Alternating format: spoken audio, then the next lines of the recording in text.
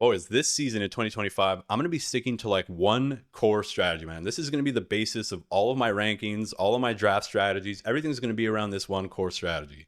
In seasons past, man, I'd be looking at targets per route run. I'd be looking at like college stats. But this year, man, I'm going to try to simplify. And the one core strategy that I'm going to be following is to draft good players from good teams, bro. Think about the players that won fantasy championships last year. Jaden Daniels, great team. Saquon Barkley, amazing team. Super Bowl winners, right? Jahmyr Gibbs, amazing team. These are the players that end up popping off for us, bro, and winning leagues. So last week, dude, I started some initial research, man, where I created an offensive line report in tandem with like strength of schedule, projections, points for, win-loss record. These are essentially projections from like Las Vegas, Mike Clay, different like analysts that a lot of people trust. And I created this like master spreadsheet, right? Who the offensive coordinator is, all that kind of stuff, bro. And I talked about some players that we should be targeting. It was just like a broad overview. You guys can head to my channel and check that video out. But today we're going to be covering 3 offenses where I want to avoid drafting running backs from. Now you can take the learnings from this video and apply it to more teams. Right? I'm just going to give you guys 3. This is just a place to start. We're taking baby steps. We're dipping our toes into fantasy as the off season commences and as the season starts coming toward us, bro. Training camp and all that kind of stuff. So I am Ron, bro, from Never Lucky. If you guys like this video by the end of it, man, if I earn a like, I would really appreciate a like. Obviously, subscribe if you want to catch more of this. Make sure to stick around because tomorrow I'm going to be doing the wide receivers to avoid. So I might have 3 offenses, maybe 4 or 5. Anyway, let's get into this video, bro. And we're going to start with the first team on this list. And I'm going to switch screens over here. And it is going to be the New York Giants. So the New York Giants, unfortunately, low points projection. They're projected to score 331 points. They're projected to have the 28th ranked offensive line. They're projected to be 28th in strength of schedule, a 52-point differential. They're expected to be a bad team in a tough division, to be honest, man. It's just always a tough division. The NFC East is one of the more difficult divisions to play in. And we're looking at a 2-man committee, essentially. We're looking at a Tyrone Tracy-led backfield with a Cam Scatabo scratching at his heels the entire season, man. So Tyrone Tracy is currently being drafted at RB 31 with Cam Scatabo, I don't know his fucking name, at RB 34. So not a big disparity. It's still early. That can change, right? ADPs can definitely move throughout the offseason, but don't hear what I'm not saying, bro. I'm not saying to stay away from these 2 guys at all costs, but at the moment, at current costs, I'm a little bit concerned, man. So if you go by industry ADP alone, just by ADP alone, we see that they are going around guys or before guys like Tajay Spears, Tank Bigsby, J.K. Dobbins, Ramondre Stevenson. That's a little bit problematic for me, man. When you have an offensive situation like the Giants where they're projected to score not many points, they're projected to have a difficult schedule and have a very bad offensive line, that's problematic, dude, when you have a 2-man committee. It means both dudes, I think, are being overbought. RB30, what did I say? RB32... or RB31 and RB34 ahead of a Tajay Spears, who's going to be in a slightly better situation, going to be like a legit bona fide 2B in that offense. It's just a little bit too expensive for me, man. So let's talk about Tyrone Tracy. He was named the starter for 2025 by Brian Dable. In 2024, from weeks 5 to 18, where he had a full-time role, 18 opportunities per game. So that's actually like pretty good. That's like workhorse type opportunities. RB16 overall. So he had significant fumbling issues. He had 5 fumbles over those 13 weeks, which is not great, bro. It is not great in the slightest.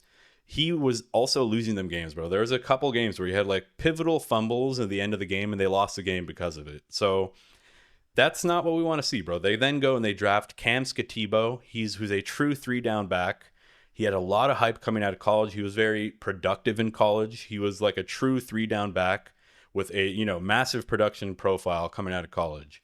So who do we then fucking draft, bro? When you have Tyrone Tracy, who's being called the bona fide, or not the bona fide, but being called the starter for 2025. But you're going to have Cam Scatabo, who's a very hyped, very capable running back the entire time. You have a team that's going to be struggling, potentially losing a lot of games early on. It's a situation where if you draft Tyrone Tracy, he's at risk of losing his job all year. If you draft Cam Scatabo, he might not actually take the job, right? It might just be Tyrone Tracy that stays. There's just too much risk with this backfield, with such a bad offensive environment, low scoring, 2 running backs where we don't really know who's going to be the guy. Now, here's the thing. Don't hear what I'm not saying. I'm not saying to never draft them, Like if you're going like 0 RB or hero RB and you really don't have any running backs by like round, 7, 8, and you see Tyrone Tracy still on the board, I would be okay taking him because I do think that Tyrone Tracy, even if he loses the starting, like the early down job, I think he can retain some like third down work, right? I'll then see him as like a Rashad White or as like a Tajay Spears. So Cam Scatabo, I don't know. He's just going a little bit too early as like potentially only a handcuff. So that's why I'm off that offense, man. We'll try to breeze through these names. We'll try to keep this somewhat short. But the next name on our list, or the next team, is going to be the Dallas Cowboys. This one is not very difficult. Let's scroll down and find them on this list.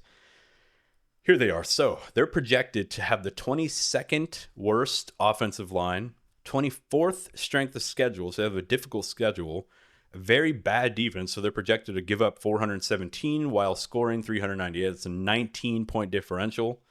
Now, here's the reason why I think you want to stay away from this backfield. So not only are they projected to be one of the higher pass attempt teams, meaning Dak Prescott's going to be passing the ball a lot, probably has to do with some of these things, right? Bad O-line, tough schedule, a poor defense.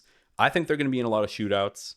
And pair that with the fact that we don't really know who the lead back is going to be. Now, we're assuming it's going to be Javonte Williams. We haven't really gotten any clarity on that yet. But Javonte Williams, bro, let's just say it's Javonte. If you squint hard enough, or if you fucking smoke a dab and your eyesight is a little bit blurred, you might look and see that Javonte Williams is actually Cam Akers. He's actually Zamir White. He has the same exact profile of dudes that we are for sure not interested in fantasy football, and I'll explain why. So Cam Akers, Zamir White, Javonte Williams, these are what I like to call, I don't like to call them, this is what they are, inefficient, not very explosive, volume-centric RB2s, RB3s. So these are guys that they always move up in ADP, right? They're guys that we're banking on volume, but they're going to be on a bad team, and they're not very explosive. They don't have like breakaway potential. They're not really a receiving back very much. That's the fucking profile we want to stay away from, man. That's the type of profile that you draft them, and just like Zamir White last year, he ends up getting benched by Alexander Madison, bro. That's how bad you got to be. With that in mind, it's a bad offensive line, a tough schedule. They're going to pass the ball a lot. Javonte Williams is bad and inefficient. Here's the upside, bro. Here's the upside argument. Here's where I can see like a counter argument to this. The upside is that the Cowboys should be competent. Dak Prescott should be getting them into scoring positions, right? Or scoring opportunities. So, we're sitting there, we're looking at, in round 7, we only have maybe 1 or 2 running backs. We're looking for like a little bit more RB depth. And you see this name, Javonte Williams, and you're like, well, fuck, dude. Like, the Cowboys are going to be a good offense, man. I could be getting the RB1 for the Cowboys. It is fucking bait, dude. Admiral Akbar, it's a trap. Listen, if you need to grab someone from the Cowboys, if you're sitting there at, double-digit rounds and you're like, all right, dude, I'm looking for some depth. I want a piece of this Cowboys offense. I think they're going to be better than they will be. Somebody's going to get 7 or 8 touchdowns on this team. It might be Javonte Williams that does get touchdowns. He might be the main guy as the goal line back. That I concede. And he could find himself, ending the season with like 7 or 8 touchdowns, maybe 700 yards. He'll be fine. He'll be like a, RB 38 on the season. But if you want to grab someone who has a little bit more upside, I would consider taking Jadon Blue because of everything I already mentioned, right? Jadon Blue is a 5'9", 92nd percentile speed score, 12th round plus draft pick. So you can get him in like the 12th round plus of fantasy football drafts. He was number 1 in yards after contact in the entire rookie draft class, which is kind of insane for like a dude who's kind of small. But he has ridiculous contact balance, dude. He churns after he gets hit. And pair that with the fact that he had a 25% target rate in the rookie class. So number 1 in the rookie class of getting targets. So he's a bona fide receiving back. He's explosive. He's fast. He can make people miss. He can, he doesn't go down on first contact. The perfect type of like explosive little scat back player that this Dallas Cowboys offense could potentially lean on. If their defense is going to be as bad as we think, if they're going to be, if their O-line is going to be struggling as much as we think and they have a tough schedule, they're going to be losing games, Jadon Blue might be that piece that you guys want to target. So that's the dude that I would target from this backfield. But otherwise, dude, I think I would just avoid Javonte. I just don't know if you're going to be happier or confident starting him in your lineups, man. Now things could change. It could be wrong there, but that's just my opinion. You can do whatever the fuck you guys want at the end of the day. And before I move to the next team, which is the third team on this list, If you guys are enjoying this video, give it a like. Give me a sub if you want to catch more of this stuff. If you guys appreciate the stuff I'm doing in the research. And we are going to get to the next name on this list. And it is the Cleveland Browns, bro. If you guys can see this Excel sheet that I have open, it's fucking red across the board, man. So 298 projected points. That's last in the NFL. 413 allowed. That's, you know, in the bottom 5 of the NFL. That's a 115 point differential with the 26th toughest strength of schedule and the 16th ranked O-line. So their O-line is actually not horrible, but the Cleveland Browns are they've kind of find themselves in a bit of a pickle at the moment, bro. So Quinshon Judkins, who was their highly drafted rookie draft pick this year, running back, he went to prison, or he went to jail, allegedly falcon punches his girlfriend or his ex-girlfriend. That's the alleged report. I'm not going to fucking condemn this man right away. I'm not a jury or a judge, but he's going to be slated to miss a couple games. He's going to miss, a lot of the fucking experts on Twitter think that he's going to miss like 4 games or so. We don't really know. It's not clear yet. It's not really clear what's going to happen if he gets punished this year or next year. We don't really know yet. But the experts are saying it's going to be a suspension this year, and he's going to potentially miss up to 4 games, potentially more. I mean, if you falcon punch your girlfriend, bro, like, I'm sorry, you should miss a couple of NFL games, in my opinion. But enter Jerome Ford. He was the starter last season when Nick Chubb went out. Now Jerome Ford isn't quite like a Cam Akers, Zamir White, right? That inefficient volume-based guy. He's actually a pretty solid, explosive running back. He's got some speed. He can catch the ball. He's like a decent, like, he is kind of just a guy, but he's actually like a decent little option, bro. But when you look at this offensive situation, bro, you look at the fact that they're projected to pass the ball quite a lot, 590 pass attempts. That puts them in like the top 10. But we don't know who the quarterback's going to be. We don't know if it's going to be Pickett, Gabriel, Sanders. Now, the reason their pass attempts are so high is because this team's probably going to be losing most games. They're probably not going to be able to run the ball, establish the run, burn the clock. They're going to be playing from behind most games, bro. They're projected to be the worst team in the NFL. You know, the coaching staff did say that Jerome Ford would be the starter for the summer. We have this kind of annoyance in Dylan Sampson kind of, lingering in the shadows. He's a very speedy rookie. He was drafted in the 4th round in the NFL draft. So, okay, it's Jerome Ford now during the summer, but it might be Dylan Sampson by the time the season starts. And then Judkins is going to come back. So here's the situation. If you draft Jerome Ford, you know he's likely going to be a rental on a bad team, right? So that's already like bad news. If you draft Judkins, he's probably going to miss some games. And then he's going to be the lead back on a bad team.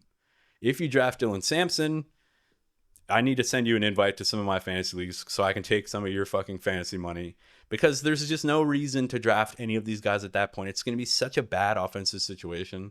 Listen, you can throw a dart throw. You can grab Ford if you need a rental. Let's say you go 0 RB or hero RB, and you're just looking to piece together some RB production at those RB slots. Jerome Ford's actually not a bad pick, right? Because you can get like a couple weeks out of him. Maybe Judkins doesn't come right back into a starting role. Maybe Ford retains some value. Maybe he gets traded at the deadline. Maybe there's an RB needy team. They trade Ford. He's a starter the rest of the season. I can see a situation where you could draft somebody from this offense, but as I mentioned at the top of this video, man, these are offenses that I want to try to avoid whenever, if possible, right? I just too many seasons, bro, too many years in a row. I see players like Jahmyr Gibbs, like Saquon Barkley, like fucking Derrick Henry, right? These are players that when they're on bad teams, they start to be inefficient or unproductive. When they go to a good team, suddenly they're like top 5 running backs. Think Josh Jacobs, the same thing. So that does it for this video, man. You can apply these learnings to a lot of other teams. As you guys can see on this list, we have like the Jets, a lot of red as well. Bad O-line, tough schedule, low pass attempts. You can start to create some narratives where you can start to like create an idea where you just follow the numbers, and hopefully the numbers will lead us to some fantasy championships. But that does it for this video, bro. I hope you guys liked it. Hope you enjoyed this research. And if you guys want to catch more of this, especially tomorrow where I do release the wide receivers to avoid and the offenses to avoid, make sure you guys subscribe, hit the bell so that you do catch that video when I release it tomorrow. But that does it, man. I'll catch you guys in the next video. Peace.